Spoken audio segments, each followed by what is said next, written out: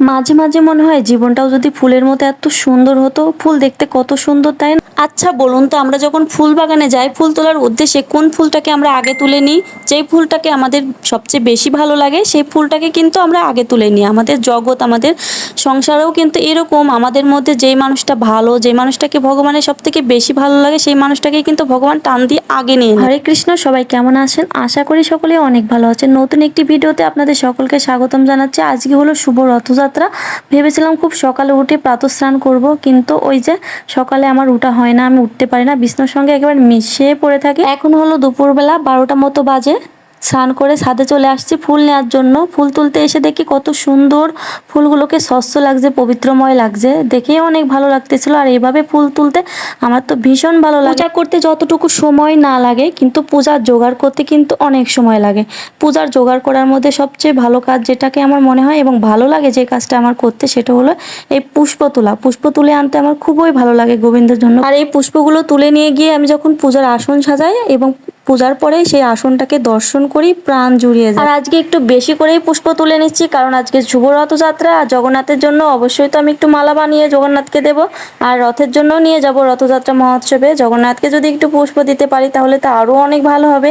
এজন্য একটু বেশি করে পুষ্প তুলে নিচ্ছি। আমাদের ধর্মে পূজা করতে গেলে কিন্তু পূজার অনেক নিয়ম কানুন মেনে পূজা করতে হয়, কিন্তু আমার যেটা মনে হয় পূজার সবচেয়ে বড় জিনিসটা যেটা হলো সেটা হচ্ছে ভক্তি। ভক্তিতে কিন্তু ভগবান মিলে।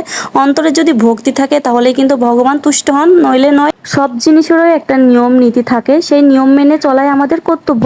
তারপরও নিয়ম মেনে চলার মধ্যে সব থেকে বড় জিনিস সেটা হলো ভক্তি। ভক্তি যদি না থাকে, এদিকে নিয়ম কানুন সবই মানলাম, অন্তরে ভক্তি নেই, তাহলে তো কিছুই হলো না। আর এদিকে ভগবান শ্রীকৃষ্ণ ভগবত গীতায় বলে গেছেন, যে ব্যক্তি ভক্তির সহকারে পত্র পুষ্প ফল জল তুলসী পত্র আমাকে নিবেদন করে, আমি কিন্তু সে সবই কিছু গ্রহণ করে। এটার মানে আমরা তো বুঝতেই পাচ্ছি ভগবান শ্রীকৃষ্ণ ভক্তির কথা আগে বলেছেন।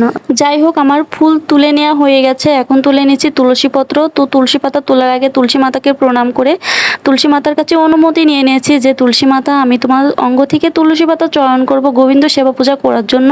এতে যদি তোমার অঙ্গে আঘাত লাগে তুমি নিজ গুণে আমাকে ক্ষমা করে দিও, এই বলে প্রণাম করে তুলসী পাতাকে তারপর তুলসী পাতা চয়ন করে নিলাম। এখন চলে যাচ্ছি বাসাতে। তুলসী পাতা ফুল তুলে নেওয়া হয়ে গেছে, এখন পূজা দেব।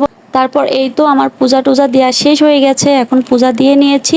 আর আমার একটা অনেক বড় একটা স্বপ্ন হয়তো খুব শীঘ্রই পূরণ হবে, আপনাদের সঙ্গে সকলের সঙ্গে শেয়ার করব। হয়তো পূরণ হলে, যেহেতু আগেই পূরণ হয়নি এজন্য আগেই আপনাদের সঙ্গে শেয়ার করলাম না। আর যদি পূরণ হয় অবশ্যই কিন্তু আপনাদের সঙ্গে শেয়ার করব। আপনারা সকলেই কিন্তু আমার জন্য আশীর্বাদ করবেন যাতে আমার স্বপ্নটাকে আর শখটাকে আমি পূরণ করতে। যাই হোক, আমার পূজা দেওয়া শেষ হয়ে গেছে। পূজা শেষে নাম জপ করেছি, গীতা পাঠ তো করা হয়নি। পূজা শেষ করে তাড়াহুড়ো করে রেডি হয়ে আবার রথের জন্য রওনা হয়ে গেছে। আর ভুল ত্রুটি অবশ্যই ক্ষমা সুন্দর দৃষ্টিতে দেখবেন। আর ভিডিওটি ভালো লাগলে অবশ্যই একটি লাইক করে পাশে থাকবেন। সকলকে অনেক অনেক ধন্যবাদ ভিডিওটি দেখার জন্য। সকলেই ভালো থাকবেন, সকলে সুস্থ থাকুন। জয় জগন্নাথ।